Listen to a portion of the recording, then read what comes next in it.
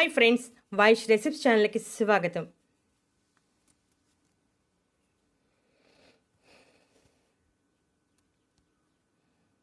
ఈ 5 తింటే చాలు 75 ఏళ్ల వయసులో కూడా 25 ఏళ్ల ఎనర్జీతో నిప్పులు, అలసట, రక్తహీనత ఏమీ లేకుండా హాయిగా ఉండవచ్చు.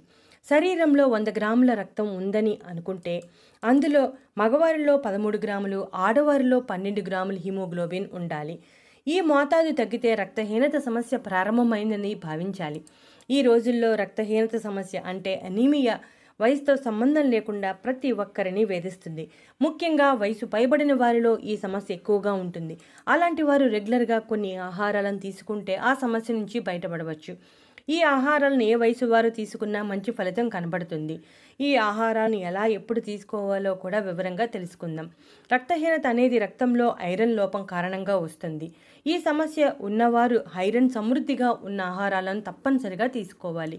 రక్తహీనత సమస్య కారణంగా నిస్సత్తువ, శ్వాస తీసుకోవడం కష్టంగా మారటం, తలనొప్పి, నిద్ర పట్టకపోవటం, చర్మం పాలిపోవటం వంటి లక్షణాలు కనబడతాయి. ఈ లక్షణాలు కనబడగానే రక్తహీనత సమస్య వచ్చిందని అర్థం చేసుకోవాలి. రక్తహీనత సమస్యకు మందుల కన్నా తీసుకునే ఆహారంలోనే మార్పులు చేసుకోవటం చాలా మంచిది.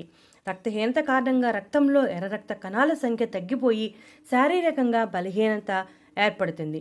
ఇప్పుడు మన ఇంటిలో సులభంగా దొరికే వాటితో రక్తహీనత సమస్య నుంచి ఎలా బయటపడవచ్చో చూద్దాం. వాటిలో మొదటిది మెంతులు. మెంతుల్లో ఐరన్ సమృద్ధిగా ఉంటుంది. రక్తహీనతను తగ్గించడానికి చాలా ఎఫెక్టివ్గా పనిచేస్తుంది. దీనికోసం మనం 1 స్పూన్ మెంతులను తీసుకుని నీటిని పోసి రాత్రి సమయంలో నానబెట్టాలి.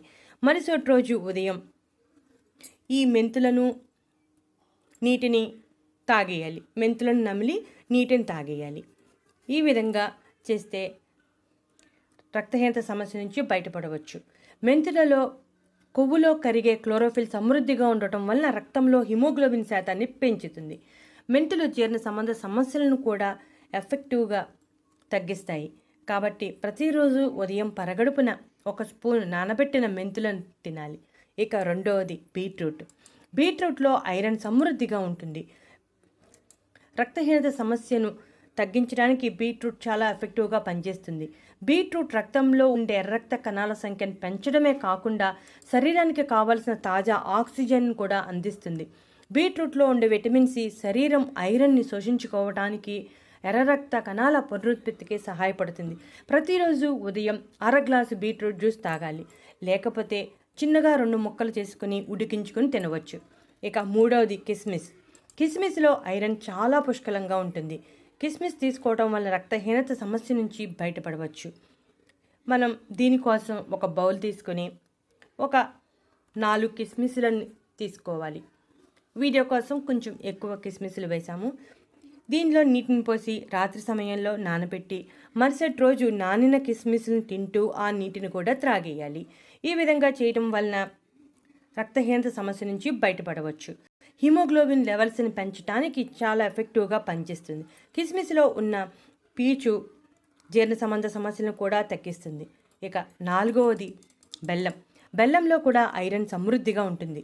బెల్లంలో 2 రకాలు ఉంటాయి. ఇది నార్మల్ బెల్లం, మరొకటి ఆర్గానిక్ బెల్లం. ఆర్గానిక్ బెల్లం కాస్త నల్లగా ఉంటుంది. ఆర్గానిక్ బెల్లం తింటేనే చాలా మంచిది. కానీ మనలో చాలామంది ఆర్గానిక్ బెల్లం తినడానికి కష్టపడతారు. కానీ ఆర్గానిక్ బెల్లంలో ఎటువంటి రసాయనాలు ఉండవు. ప్రతిరోజు ఉదయం చిన్న ముక్క ఆర్గానిక్ బెల్లాన్ని తింటే చాలా మంచిది. శరీరానికి అవసరమైన ఐరన్ అందుతుంది. సాధ్యమైనంత వరకు ఈ బెల్లాన్ని తినడానికే ప్రయత్నం చేయండి. ఇక చివరిది ఆఖరిది ఖర్జూరం. ఖర్జూరంలో ఐరన్ సమృద్ధిగా ఉండటం వలన రక్తహీనతతో బాధపడుతున్న వారికి చాలా మేలు చేస్తుంది. రక్తహీనతతో బాధపడుతున్న వారిలో ఐరన్ లేకపోవటం వలన అలసట, బలహీనత కలుగుతాయి. ఖర్జూరంలో ఉండే ఐరన్ ఈ సమస్యను తగ్గిస్తుంది. రాత్రంతా నానబెట్టి మరుసటి రోజు ఉదయం తింటే ఖర్జూరంలో పోషక విలువలు చాలా పెరుగుతాయి. లేకపోతే 2 ఖర్జూరాలు తిన్నా సరిపోతుంది. ఇప్పుడు చెప్పిన 5 రకాలు అంటే మెంతులు, బీట్రూట్, కిస్మిస్, బెల్లం, ఖర్జూరం, వీటిని ఉదయం పరగడుపునైనా తినవచ్చు, లేదా టిఫిన్ అయినాకైనా తినవచ్చు. ఈ విధంగా ప్రతిరోజు తింటే రక్తంలో హిమోగ్లోబిన్ శాతం పెరిగి రక్తహీనత సమస్య తగ్గిపోతుంది. వయసు పెరిగే కొద్దీ రక్తహీనత సమస్య వచ్చినప్పుడు రక్తంలో హిమోగ్లోబిన్ శాతం పెరగడం అనేది చాలా తక్కువగా జరుగుతుంటుంది. ఈ విధంగా ప్రతిరోజు తినటం వలన రక్తహీనత సమస్య తగ్గుతుంది. రక్తంలో హిమోగ్లోబిన్ శాతం పెరుగుతుంది. వయసు పెరిగే కొద్దీ రక్తంలో హిమోగ్లోబిన్ శాతం పెరగడం అనేది కష్టమవుతుంది. కాబట్టి ఈ 5 ఆహారాలను రెగ్యులర్గా ఉదయం సమయంలో తింటే ఆ సమస్య నుంచి బయటపడవచ్చు. ఇటువంటి ఇంట్రెస్టింగ్ టాపిక్స్ కోసం మా ఛానల్ సబ్స్క్రైబ్ చేయటం